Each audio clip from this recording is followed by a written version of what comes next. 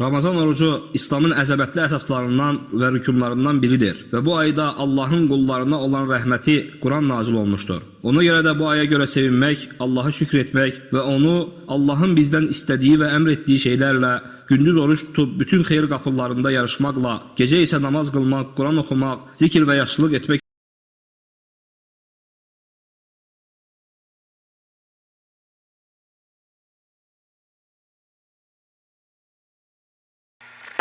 Həqiqətən Ramazan ayı müsəlmanlar üçün əziz və hörmətli bir qonaqdır. Onu gözəl şəkildə, layiq olduğu kimi sevinç və hörmətlə qarşılamalıdırlar.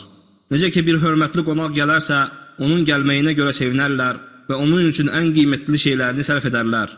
Ramazan ayı isə ən hörmətli, ən şərəfli və ən pak qonaqdır. Sevinək ki, ona çatmışıq, Allah bizi ona qovuşdurub.